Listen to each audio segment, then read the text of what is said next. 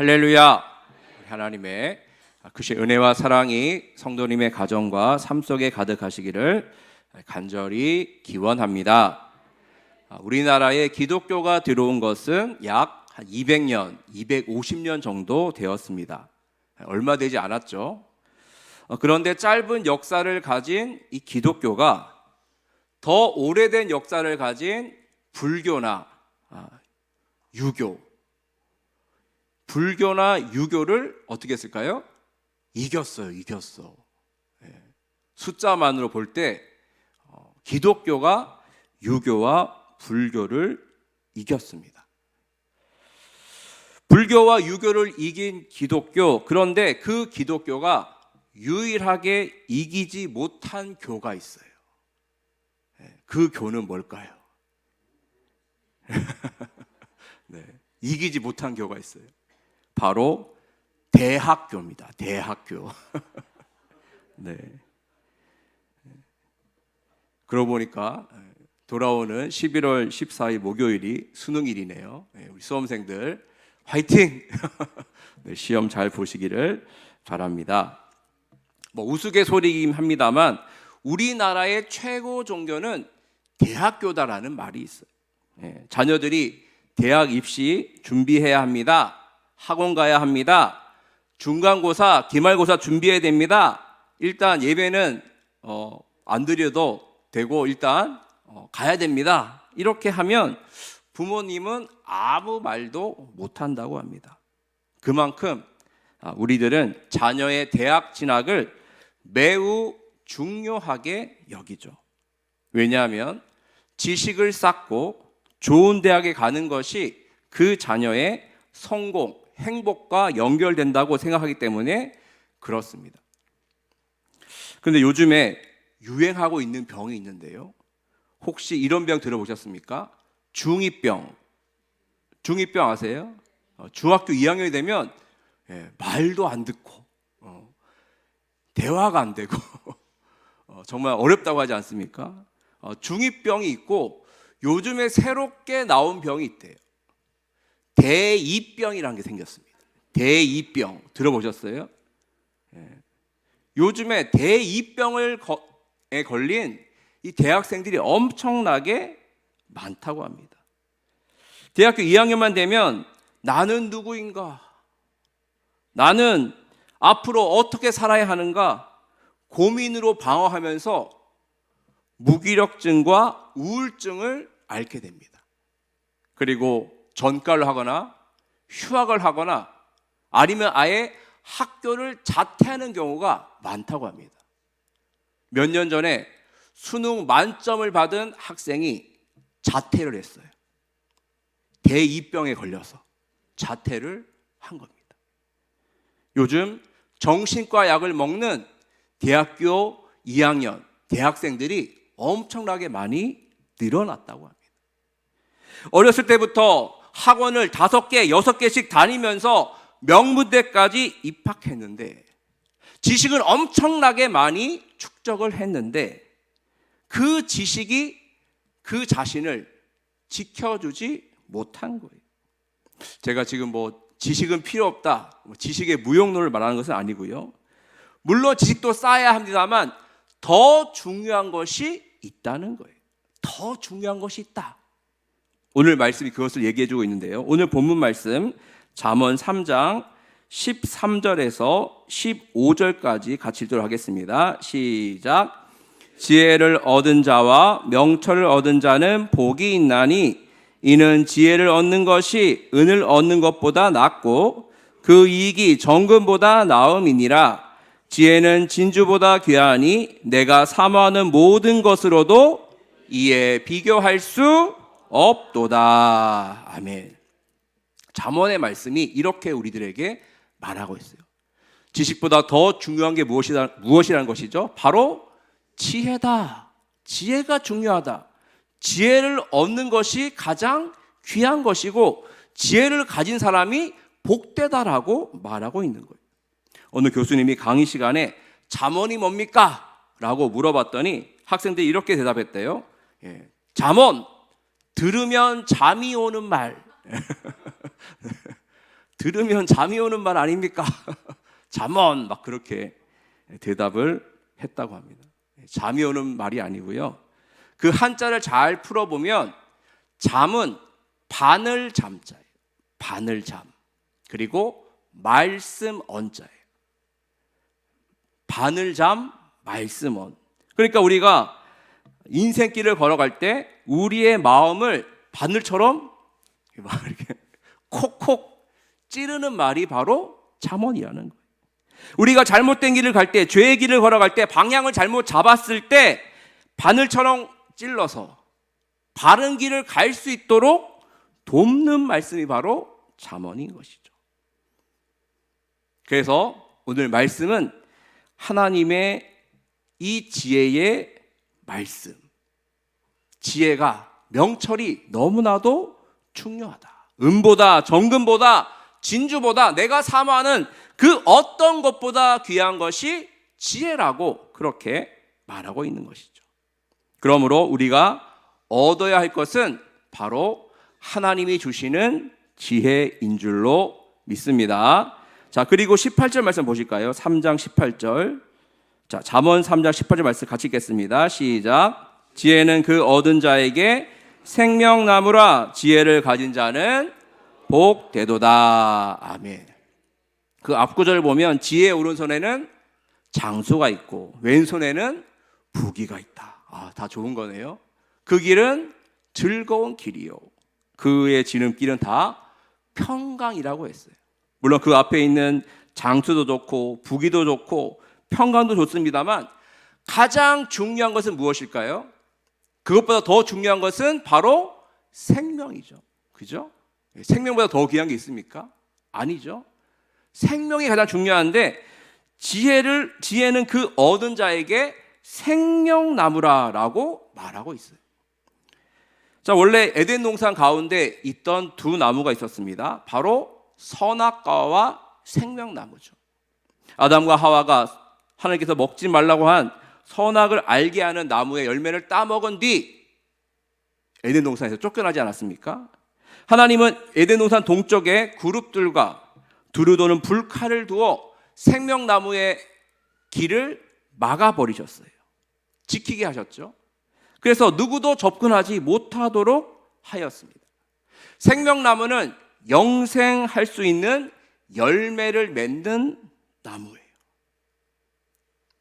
그래서 갈 수가 없었는데 오늘 잠언 말씀 보니까 지혜를 얻은 사람, 지혜를 가진 사람은 그 생명나무에 갈 수 있다라고 말씀하고 있는 것이죠. 이 내용 좀 더 뒤에서 다루도록 하겠습니다. 자, 이제까지 우리가 지혜가 중요하다, 지혜를 얻는 것이 복이며 생명나무라고 배웠는데요. 그러면 지혜란 무엇일까요? 지혜 참 어렵죠. 지혜가 무엇일까? 그 송민원 교수가 쓴 지혜란 무엇인가라는 책이 있는데 그 책의 시작은 이렇게 시작합니다. 지혜는 단순하지 않습니다. 지혜는 하나님을 닮았습니다. 지혜는 세상을 닮았습니다. 그분이 창조하신 세계가 단순하지 않은 것처럼 그분의 지혜 역시 단순하지 않습니다. 이렇게 시작하고 있어요. 송민원 교수는 지혜를 두 가지로 나눕니다. 좀 어려운 말이긴 합니다만 규범적 지혜와 반성적 지혜로 나눠요. 크게 그렇게 둘로 나눕니다. 규범적 지혜의 가장 중요한 명제는 하나님께서 정하신 특정한 패턴이 있다는 거예요. 우리가 쉽게 알고 있는 뿌린 대로 거둔다. 선한 자에게는 복이 오고 악한 자에게는 벌이 오고 재앙이 온다는 것이 바로 이 규범적 지혜에 속하는 것입니다. 그것이 이제 응과 응보의 원리를 가지고 이야기하는 것이죠. 이게 바로 규범적 지혜이고요. 반성적 지혜라는 것이 뭐냐 하면 규범적 지혜가 말하는 패턴에 질문을 던지는 거예요. 과연 그런가? 한치 오차도 없이 언제나 적용되는 기계적 법칙이 맞느냐 하는 것이 바로 반성적 지혜예요. 반성한다. 그죠? 반성적 지혜입니다. 뿌린 대로 거둔다. 이 말이 그대로 적용되는 곳도 있지만 적용되지 않는 곳도 있다는 거예요. 모든 규칙에는 예외가 있을 수 있다는 것이 반성적 지혜의 외침입니다. 다시 말하면 하나님이 하시는 모든 일은 인간이 다 이해할 수 없다. 하나님께서 하시는 그 일의 모든 영역은 사람의 이해 수준을 넘어선다. 하나님이 하시는 모든 일의 그 모든 것을 사람이 측량할 수 없다는 것이. 다시 말하면 하나님을 우리가 짜놓은 박스 안에 가두지 말라. 하나님을 예측하지 말라. 아는 것은 안다고 말하고 모르는 것은 모른다고 말하라 하는 것이 바로 반성적 지혜. 규범적 지혜의 대표적인 성서는 바로 잠언입니다. 잠언이고요. 그리고 반성적 지혜의 대표적인 성서는 바로 욥기예요. 욥기 잘 아시죠? 욥이 아무 죄도 짓지 않았습니다만 하루아침에 망하잖아요. 재산과 가족을 다 잃어버리고 심한 피부병까지 걸렸는데, 그래서 욥의 친구가 세 친구 찾아와서 그를 위로하지 않습니까? 위로하다가 자꾸 얘기하는 거예요. 네 죄가 뭐냐? 네가 이렇게 된 건 다 네가 뭔가 죄를 지은 거 아니야. 빨리 고백해. 하나님께 회개해라고 하면서 계속적으로 그를 추궁합니다.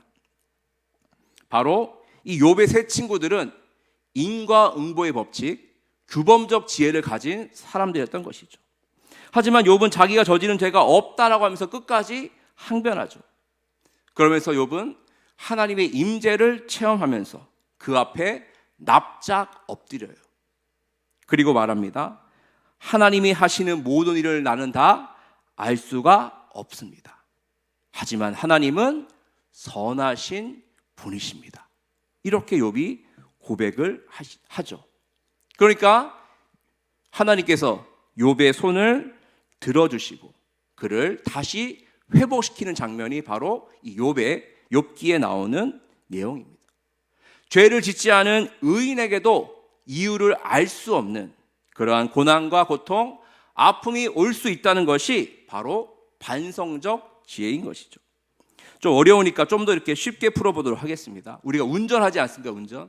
자, 운전할 때 일단 면허를 따야죠. 실기 시험, 필기 시험을 통과해야 됩니다. 저는 필기 시험을 2번이나 떨어졌습니다. 공부를 안 하고 이거 뭐 그 이까이 거 하면서 갔다가 한 번 떨어졌고, 한 번은 시간에 한 5분 늦게 도착해서 안 들여보내주더라고요. 그래서 그때 떨어지고 그래서 2번 떨어졌는데, 여하튼 필기 시험을 보고 또 실기 시험을 봐야 됩니다. 그리고 나서는 이제 면허증을 발급받아서 운전을 하게 되는데요. 자, 운전을 할 때 우리는 배운 대로 법규대로 운전을 합니다. 자, 그러면 절대 사고 안 나죠. 네? 그렇지 않습니까? 빨간불에 서고 파란불에 가고 그 신호대로 다 따라하면 무조건 안전운행 이렇게 하는 거 아닙니까? 그게 아니에요. 규범대로 분명히 규칙대로 다 했는데도 갑자기 돌발 사항이 생길 수 있는 게 운전이에요. 그렇죠? 그래서 내가 전혀 잘못도 안 했는데 갑자기 가해자가 돼 있기도 하고 피해자가 되기도 하고, 이런 것이 바로 운전할 때 생기는 일들이에요. 그래서 노련한 운전자들은 돌발 상황이 있다는 것을 알고 항상 대비 운전을 하지 않습니까? 그래서 10년, 20년, 30년 안전운행을 할 수 있는데, 인생도 마찬가지예요. 우리가 규범대로 말씀대로 살아갈 때 예상치 못했던 일들이 일어날 때가 있는 것이죠. 그럴 수 있음을 알고 대비하는 것이 바로 반성적 지혜를 가지는 것입니다. 그래서 우리들은요, 규범적 지혜와 반성적 지혜를 함께 동시에 가져야 돼요. 그래야 우리의 인생길을 안전하게 잘 걸어갈 수 있게 될 줄로 믿습니다. 자, 이 좀 어려운 얘기입니다만 규범적 지혜와 반성적 지혜를 말씀드렸고요. 또 성서는 지혜를 이렇게 정의하는데, 잠언 1장 7절 말씀 같이 한번 읽도록 하겠습니다. 여호와를 경외하는 것이 지식의 근본이거늘 미련한 자는 지혜와 훈계를 멸시하느니라. 아멘. 또 한 말씀 볼까요? 잠언 9장 10절. 여호와를 경외하는 것이 지혜의 근본이요 거룩하신 자를 아는 것이 명철이니라. 아멘. 지식, 지혜의 근본은 바로 여호와를 경외하는 것이다라고 성서는 우리들에게 말하고 있습니다. 이 경외의 히브리 원어가 뭐냐면요, 이르아입니다. 이르아인데 존경과 공포의 두 가지 마음 상태를 이루는 것이 바로 이르아입니다. 그랜드 캐니언과 나이아가라 폭포에 가보신 적 있으십니까? 가보신 적 있으시죠? 저는 못 가봤습니다만 사진으로만 봤습니다만. 네. 그런 곳에 가면 뭘 느끼시죠? 우와, 경외심을 느끼게 돼요. 압도당한다 그러죠. 그 자연의 위대함에 압도당하게 되는데, 그 자연을 보면서 누굴 바라보게 되죠? 그것을 만드신 하나님을 바라보는 거예요. 하나님의 위대하심, 하나님의 놀라우심을 발견하게 되어 경외심, 존경함과 두려움을 갖게 되는 것이죠. 오전에 담임 목사님도 설교하셨습니다만, 그 바닷속에 들어가서 그 물고기 눈가를 이렇게 찍다가 하나님의 그 위대하신 놀라우심을 발견하고 경외로움을 느껴서 하나님께 다시 돌아갔다고 하지 않았습니까? 이게 바로 경외예요. 자연을 통해 하나님의 역사하심을 경험하면서 나의 인생을 돌아보면서 하나님의 놀라우심, 위대하심을 느끼고 경험하면서 두렵고 떨리는 마음을 가지는 것이 경외인 것이죠. 그리고 이 또 하나 봐야 될 단어가 있는데, 그것이 뭐냐면 근본이에요. 근본의 히브리어 원어는 레시트입니다. 레시트는 뜻이 시작, 처음이라는 뜻이. 다시 말하면 여호와를 존경하면서도 두려워하는 그 마음이 진정한 지혜의 출발점, 시작점이 된다는 거예요. 지혜와 지식의 출발은 바로 하나님을 경외하는 것으로부터 출발한다, 시작한다는 거예요. 하나님이 없으면 절대 지혜는 시작할 수가 없다는 것이 성서의 증언인 것이죠. 하나님은 온 세상 만물을 창조하셨고, 이 우주 만물이 하나님의 위대하심과 놀라우심을 증거하고 계세요. 세상 만물을 주관하시고 섭리하시는 하나님, 우리의 삶에 기적을 일으키시고 은혜를 베푸시는 하나님, 그 하나님이 바로 우리의 하나님이십니다. 우리가 하나님을 바라보면 바라볼수록, 알면 알수록 하나님 앞에 고개를 숙이게 되고, 그분의 위엄 앞에 우리는 엎드리게 돼요. 납작 엎드려야 돼요. 주님 항복합니다. 나는 아무것도 아닙니다. 주님이 위대하십니다. 이렇게 하나님을 경외하는 것부터 지혜가 시작되는 것이죠. 아무리 많은 지식과 경험을 쌓아도 하나님을 경외하지 않으면 그 사람은 지혜로운 사람이 아니다라고 성서는 말하고 있는 거예요. 아무리 좋은 서울대, 연대, 고대를 나와도 하버드, 옥스퍼드를 나와도 명문 기업을 다닌다 해도 세상의 부와 명예를 다 가지고 있다 해도 하나님을 경외하지 않으면 그 사람은 지혜로운 사람이 아니라 어리석은 자다, 우매한 자라고 성서는 우리들에게 말하고 있습니다. 하나님을 알고 하나님을 믿고 하나님을 경외하며 나아가는 우리 모두는 바로 지혜로운 사람인 줄로 믿습니다. 맞습니까? 아멘. 우리는 지혜로운 사람이에요. 하나님이 행하시는 모든 일들을 믿고 바라보며 나아가는 우리가 진정으로 지혜 있는 사람인 줄로 믿습니다. 앞에서 언급했던 생명나무 이야기를 다시 한번 하도록 하겠습니다. 지혜를 얻은 자는 생명나무라고 했는데요, 요한계시록 2장 7절을 이렇게 말하고 있습니다. 귀 있는 자는 성령이 교회들에게 하시는 말씀을 들을지어다. 이기는 그에게는 내가 하나님의 낙원에 있는 생명나무의 열매를 주어 먹게 하리라. 우리 예수님께서 에베소 교회를 향하여 하셨던 말씀이에요. 여기서 내가가 누굽니까? 내가 바로 예수 그리스도죠. 예수님께서 우리들로 하여금 생명나무 열매를 따먹게 하신다라고 말하고 있는 거예요. 요한복음 1장 2절 3절 말씀 보시면 태초에 말씀이 계시니라. 이 말씀이 하나님과 함께 계셨으니 이 말씀은 곧 하나님이시라. 그가 태초에 하나님과 함께 계셨고 만물이 그로 말미암아 지은 바 되었으니 지은 것이 하나도 그가 없이는 된 것이 없다라고 말했죠.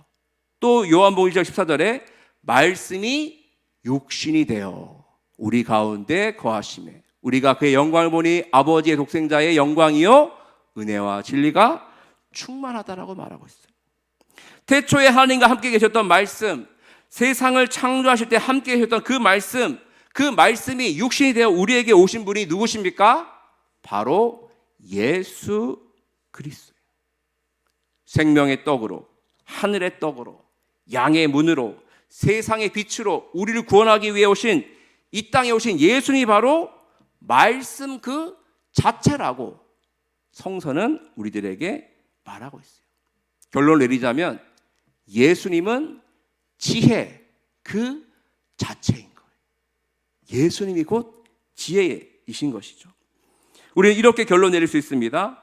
지혜 그 자체이신 예수님, 말씀 그 자체이신 예수님, 예수를 믿고 예수님과 함께 하며 예수님을 따라갈 때 우리는 생명나무의 열매, 즉 영생의 구원의 주인공이 된다는 것이 오늘 말씀의 결론이 되겠습니다.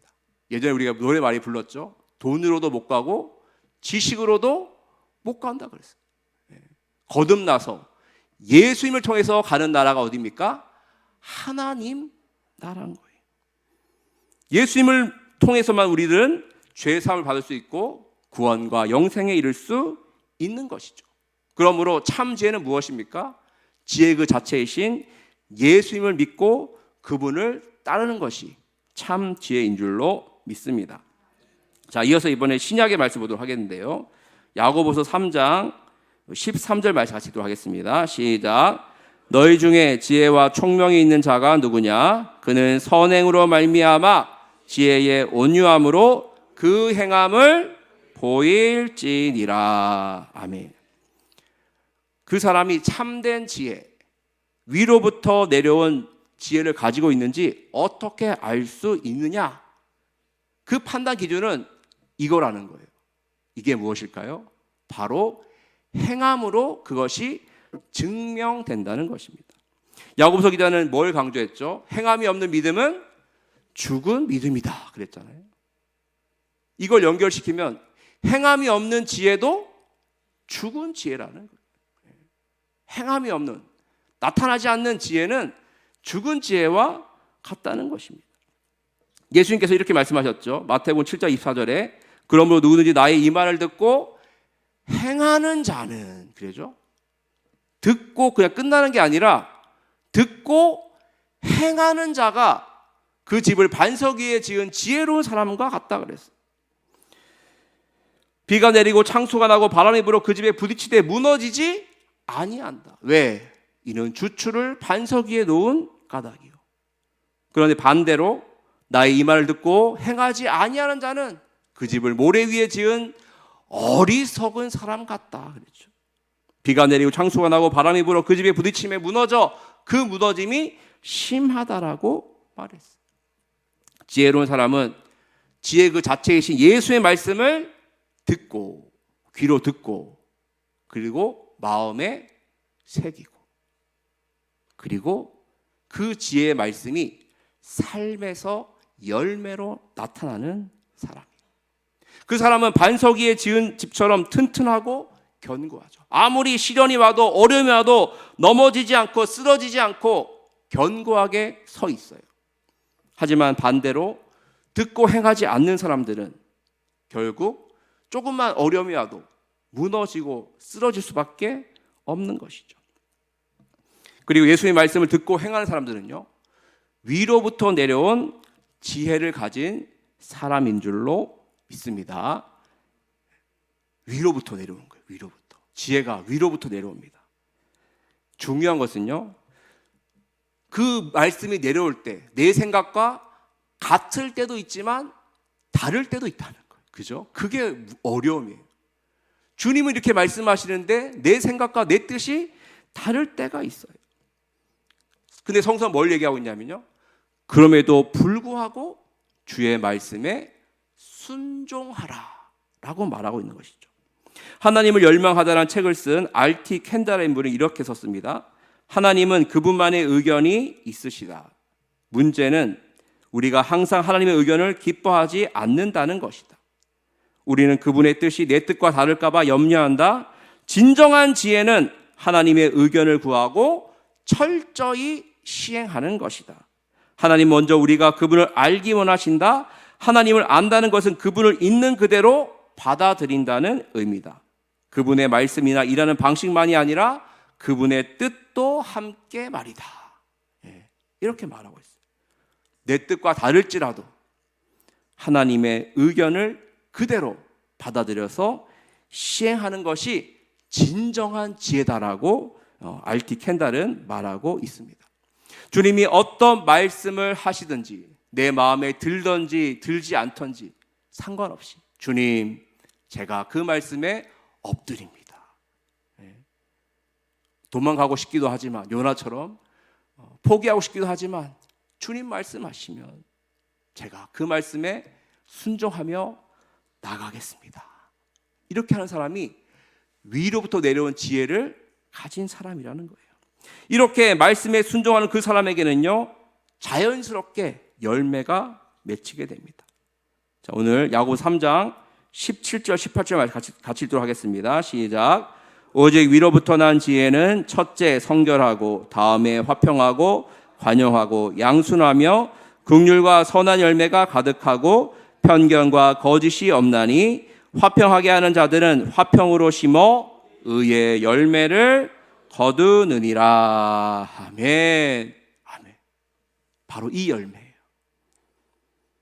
성결, 화평, 관용, 양순, 긍휼, 선한 열매, 화평으로 심어 의의 열매를 거두는 것이 바로 참된 지혜를 가진 사람, 말씀에 순종한 사람이 거두는 열매인 줄로 믿습니다. 우리 다음 주일은 추수감사주일이죠. 하나님께서 주신 너무나도 많은 것들 감사하며 또 우리가 하나님께 나갈 것입니다. 육의 열매도 거두게 하심을 감사하고 또 우리는 영의 열매를 거둔 것을 감사하며 나아가야 될 줄로 믿습니다. 주님, 저희들에게 이런 열매를 허락해 주셔서 감사합니다. 항상 좋은 것으로 우리 삶에 함께하여 주옵소서. 육의 열매, 영의 열매를 같이 거두는 우리가 되게 하여 주옵소서. 이렇게 하나님께 감사하며 참된 지혜, 위로부터 내려온 그 지혜를 가져서 믿음과 소망과 사랑의 열매, 성령의 열매, 지혜의 열매를 거두고 하나님께 영광 올려드리는 우리 모두가 되기를 주님의 이름으로 간절히 축원드립니다. 기도하겠습니다. 하나님 아버지, 감사합니다. 우리들에게 지혜가 필요합니다. 위로부터 내려온 지혜를 허락하여 주옵소서. 참된 지혜를 허락하여 주옵소서. 여호와를 경외하는 지혜를 가지게 하여 주시고 규범적 지혜와 반성적 지혜를 가지게 하여 주옵소서. 그리고 어떤 말씀이든지 내 생각과 다를지라도 주님의 말씀에 순종하며 나아가 아름다운 의의 열매, 성령의 열매, 믿음, 소망, 사랑의 열매를 많이 거두어 주님께 영광 올려드리는 우리 모두 오성교회 될 수 있도록 인도하여 주옵소서. 모든 것 감사드리오며 예수님의 이름으로 기도하옵나이다. 아멘. 함께 찬양, 주의 아름다움은